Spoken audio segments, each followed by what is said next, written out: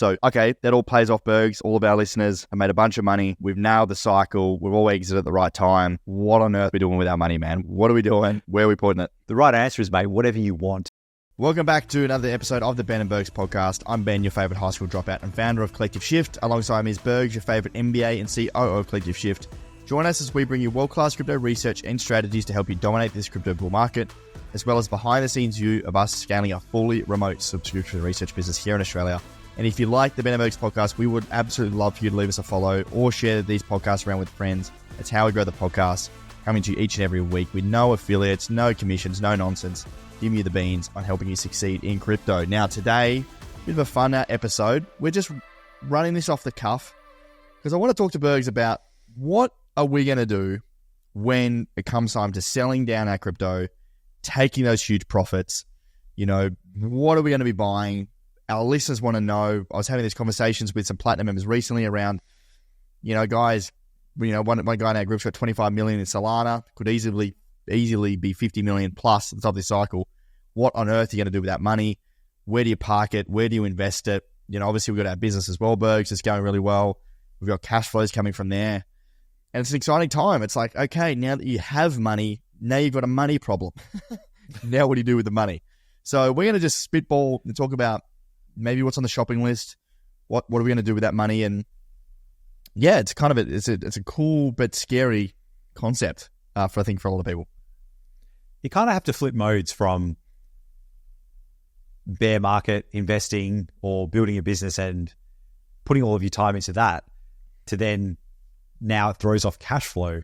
How do I deal with this? It's a different type of problem. It's a better type of problem, but it can be quite stressful as well.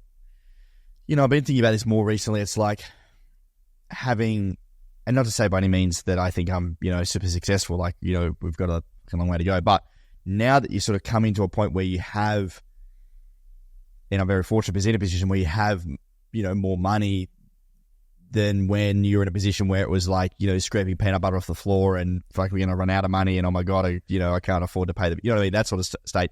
So, you know, fortunate position to be where we are, but now it's like, it's more for me thinking a lot about like lifestyle and the way I want to live my life. You know, I don't want to be in a position where I'm making a lot of money, but I don't even have the time to you know, spend the money or enjoy myself. And I think this a lot about, you know, with my parents, you know, wanting to spend more time with them and going on trips and family and like, what's the point in making all this money if you're tired, stressed, depressed, and you're not even being able to go and spend that time doing what you love with people that you love? Yeah, I hear people talk about it like you kind of sacrifice your health for money and then you spend that money getting your health back. And another way to look at it is you spend a lot of your time making money, but when you have money, you buy your time back. So what's the point in having, you know, heaps of cash or more cash than you can spend if you actually don't have time to enjoy it? And that's where your whole lifestyle has to shift. So a lot of people that invest in like the FIRE community, so financially independent, retire early, they're very frugal. So they control the expenditure side and they do that for a decade, 2 decades. And then they've made enough money to work part-time or not work at all or do what they want in their life. But after that time, you don't magically shift over, do you? Like you have to learn how to live that new life, which can be really, really challenging. Or if your business is throwing off cash flow, damn, now I need to start investing. I would put it back in my business. Great, we do that, we get some growth, but then there's still more cash. Like, what do I do, right? Where do I put this? And that in itself is very stressful too. 100%. And I want to go back to something that when first learning about business and when I was, you know, first getting started in learning about money, made so much sense to me. And that was the cash flow quadrant from Rich Dad Poor Dad. And this to me is just like everyone should know this. So on the left-hand side, basically think about 4 quadrants. On the left-hand side, you've got E is employees. So you have a job. And below that, you've got S, self-employed, you own a job. And, you know, according to Rich Dad Poor Dad, that is the poor dad side. So his poor dad either was, you know, he was an employee himself or he was self-employed. And really, on the left-hand side, you are, you know, working for time. So time equals output and output equals dollars. So, you go to a job 9 to 5, you earn the hours that you work, or you're self-employed, you have to do all the work. And if you stop working, you're not earning any money.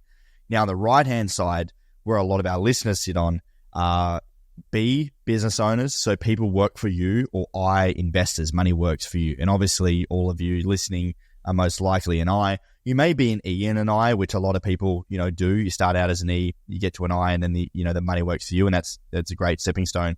That money works for you. But, that really where you can earn a lot of leverage is running a business, right? It's probably the fastest way you can create wealth if you don't have a lot of wealth, because you have people working for you, people pay for your services, and other people are, doing the work for you. And I think, once you get to a certain point in time, for us, it's coming up to our 4th birthday, Collective Shift. I've ultimately been doing this for 8 years.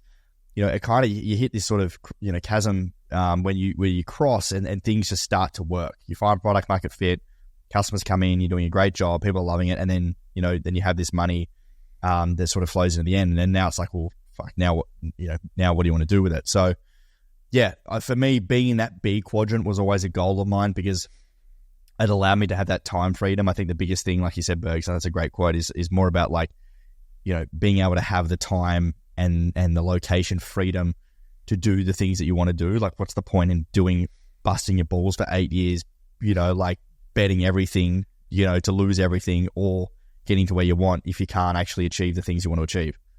Exactly. It's upward mobility, and you get that through levering things. And the leverage on the business side in the quadrant you described is generally labor, capital, and code. Things have moved on since Robert Kiyosaki first published that, and you can be self-employed, a solopreneur. If you're in professional services, you need to do all the work if you're a consultant or something like that, accountant, lawyer. But you can have products or courses that scale on the internet as well.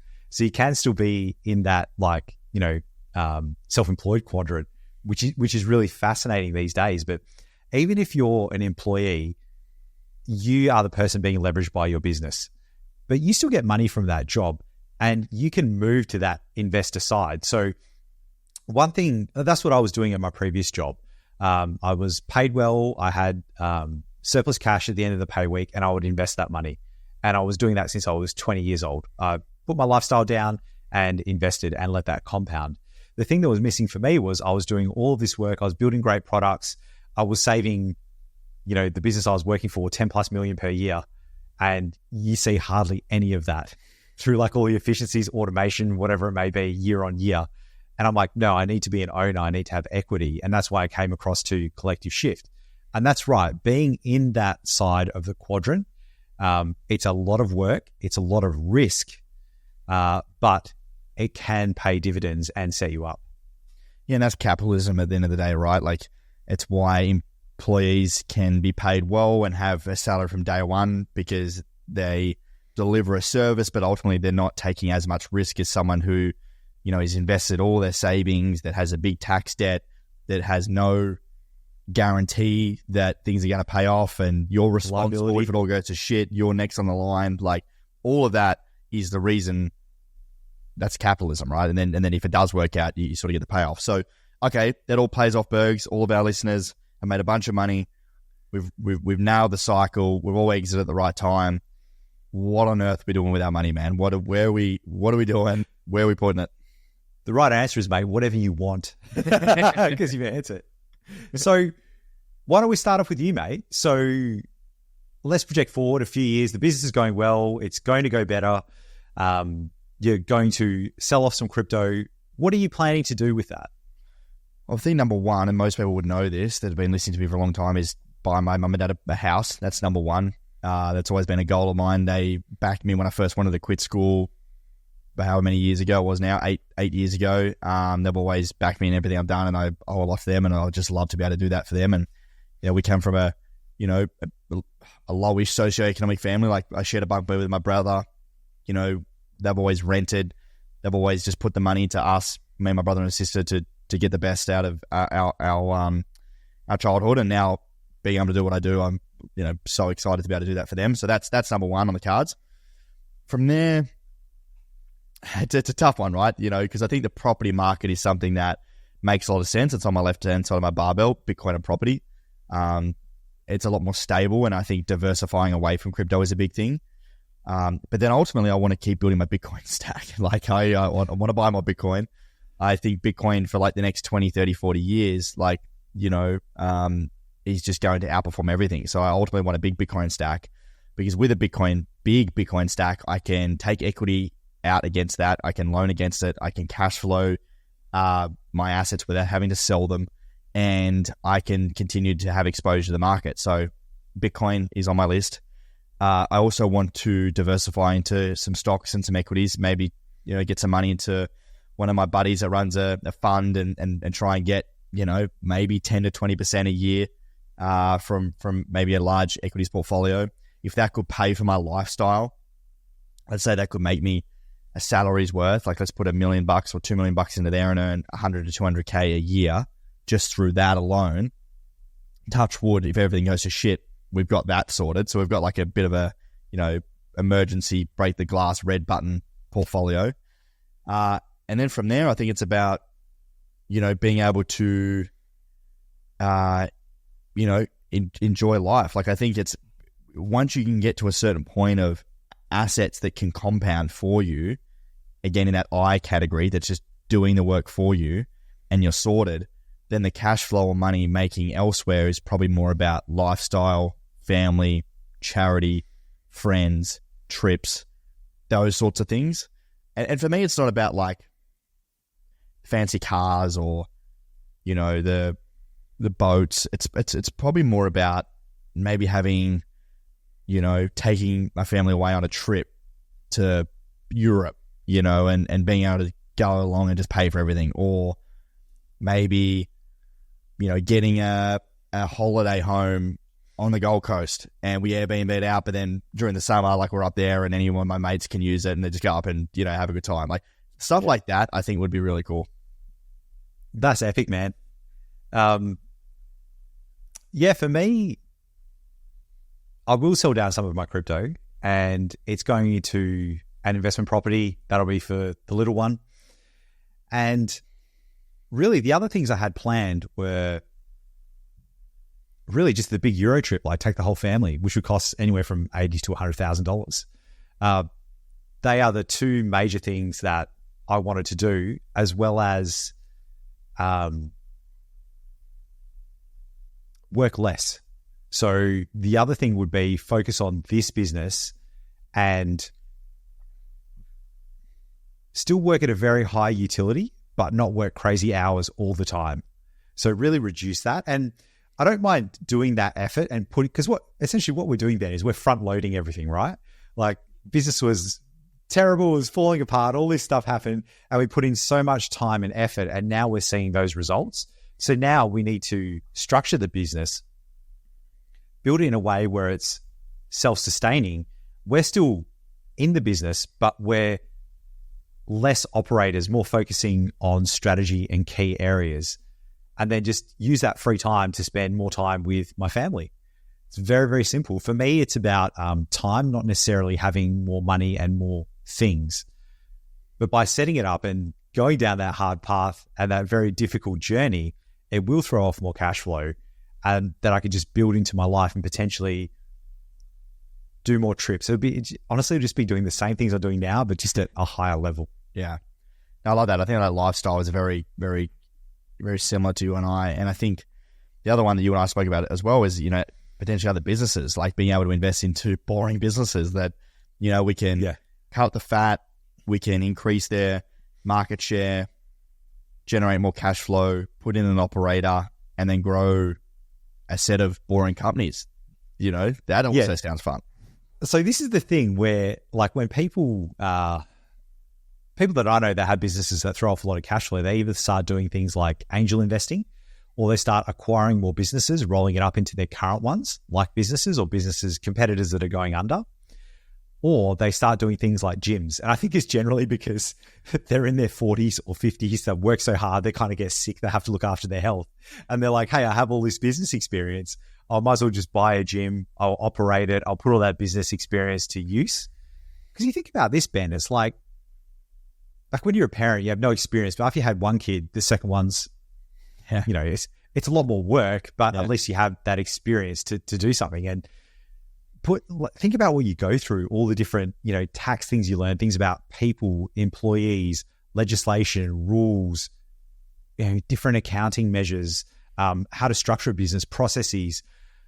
You've learned all of that. You know all the people. You've got good people already. You know how to do it. And if you have money and you have a bit of free time, that could be the kind of either passion project or, like you said, all you need to do is, and of course there's other things, it's not all you need to do, but the main thing is hire someone that is hungry, tell them what they need to do and incentivize them correctly, and watch over them, and then grow that business. Well, look what's happened in our business with the amazing team that we have. We have a brilliant team, all compounding to achieve a goal together, and it's amazing. And to your point about what you've learned, if I think about what I've learned, I've recently taken up doing small business coaching in EO with the Accelerator program, which I absolutely love. So basically, business owners are doing up to about $1 million in revenue. I'm doing like monthly coaching, and it's fascinating hearing the problems that they're going through, and me going and thinking back, going, "Fuck!" Like I remember that. Like shit, one all the trauma getting resurfaced. Like the PTSD. But then also to then share my experiences of how I went through that and the way I've navigated it and the focus, like things I would focus on and how I got through those problems. And to hear how valuable that is for someone that hasn't been through that, it's very eye-opening to think about how much we've learned and everything that we've been through, that you could now then take that knowledge and put into another business or businesses. Oh, and like you were saying before, boring businesses, like we were just chatting before this, things like we're spitballing, like any business that uses a fax machine that's not online, that doesn't run ads, that doesn't have automation, that you can't get a quote from online, that you have to pick up the phone, but things you need. So things will be potentially like, I don't know, a gym, plumbing, electrician business, even like fitting companies, and just applying all the marketing and technology knowledge that we have and automation knowledge and applying it to that business, leading it out, creating a better customer experience, because that business will be able to run leaner. So you have a cost advantage against other businesses. You'll be more visible as well. And I've listened to a few podcasts about people doing this. There's this huge trend. So I think it's on Harvard Business Review of MBAs. You do your MBA, you pay heaps of money, you learn a lot about business, and you go out and you work for a big consulting company. Like that's what they prime you to do. A large percentage of MBAs are now rejecting that and going and finding a boring business. This is what Cody Sanchez does as well, that people need all the time, things like plumbers, going in there and going, right, this is how we work. This is how we optimize, the vans, the routes, how we do our payment systems, how it's all integrated and automated. We take payments straight away, and you just blow away your competitors. And you're very quiet about it, because you could take that business from a $2 million business, lean it out, make it a $3, $4, $5 million business. You're making a lot of money every single year. Yeah, man. It's the opportunity there is massive. I think it's more about, again, like the scaling and having the right people to run those businesses and, the systems and processes. And once you do that, you're in the top right-hand quadrant where you got people work for you, and that's where you can really make a lot of money. The other thing I'd like to do is really grow Ben and Bergs and get to having in-person Ben and Bergs, like a conference. I would love that. That would be so, like taking Ben and Bergs on the road, meeting a lot of people, and potentially even running sessions, because we kind of talked about this loosely. But we have a lot of killers in our business and a lot of advisors and people that helped us to become what we are today. Yeah. And I would love to provide that to other people. Yeah. Yeah, I agree. I think the content side of things is a massive opportunity that we both enjoy. Like we've got the podcast, and then, I've got my own brand that I'm building. Like being able to continue to grow that not only is fun because you meet so many amazing people, and the content that you put out attracts people similar to you, which is awesome. Yeah. But then also, the leverage and opportunities that creates, whether that be speaking opportunities, deal flow for investing, customers for businesses, just anything. Like, I don't know, it's kind of getting recognized in the street. Like, it's just such a fascinating, I was in Sydney the other day and a guy just come up to me. It was like, mate, I follow you on Instagram. I'm not even in crypto. I'm in like whatever, but I just like love your stuff. And how's Europe? like it's just like, and then you can have these conversations with people. And I don't know, I think the impact and the people we met on Ben and Bergs, especially because it's a longer format. I've been doing it for a couple of years now. It's just such a cool opportunity. And to have more time to spend on this, I think would be really cool. Yeah, absolutely, man. And it's kind of almost like using that business knowledge and kind of giving it back as well. Like we do things like EO and even, mentoring a group like you do is fantastic. And I think like not cloning EO or anything like that, but us being able to, like we give back, I guess we give value to our listeners through this podcast, but then doing that in person, whether it's like coaching or intensive sessions. And it's not about making money or anything like that because we've already made money, right? Like this is post like bull run and our business going really well. This is about doing what we want to do and impacting people's lives. Yeah. Which is super fulfilling. And I think that's the next step. Like money solves your money problems, but then like, you still want to have an enjoyment in life. Like how do you get that? Yeah. Why do you wake up and how do you feel fulfilled? Yeah. Like what is the reason to wake up? And yeah, for me, it's like, I really get a kick out of helping other people. That's why I worked in health for so long. Yeah. Because there's these people that, they're injured, they're sick, they're vulnerable, and you can have a direct impact with them and change their lives. And that is one of the best feelings in the world. Yeah, I love it. So I think that's how we're looking at planning it out. There's a lot of different things, but I think it's more than just money and investing. It's time, it's freedom, it's location, fulfillment. Exactly. But we have a lot in common. Like there's the real estate theme. Yeah. There's building a Bitcoin stack, taking the family on holidays, and then even forward looking to, 5 years or so, but creating that additional business, which will just compound as we build a bigger brand and then utilize that as well. It's just, yeah, it's, I never thought we'd be in this position. Oh, well, no, I did think we'd be in this position. I didn't know what it would feel like, and I didn't think it would come this soon. Yeah, I agree. It's an interesting feeling when you really have to sit and think about how like the journey, right, and everything you've been through to get to that point. And even those listening to the podcast, I'd urge you to think about when it comes into the bull market, especially when things are getting really crazy, you made all this money, really think about what it took you to get to that point, and that's really going to get you over the line to make sure you sell and take those profits and actually do some things with the money this time around. That's it. Be a robot with this. Like, have it written down, follow that, and execute on your goals. Don't get caught up in the euphoria. Oh, what if, it goes up a little bit more, another 5%, another 10%? No, take it off the table, fulfill those goals, set larger goals, and keep going. Love it. Live a happy life. Folks, thank you so much. We'd love for you to, let us know what you're planning on doing with your money. What are you looking to invest in? Do you agree with Bergs and I? Do you have some other ideas? Let us know. You can leave a comment on Spotify, or you can let us know on Twitter. We'd love to hear from you. Otherwise, yeah, I hope you enjoyed the podcast. Please share it around if you have anyone that you think will find value in it, and we'll see you on the next episode. Thanks, champions.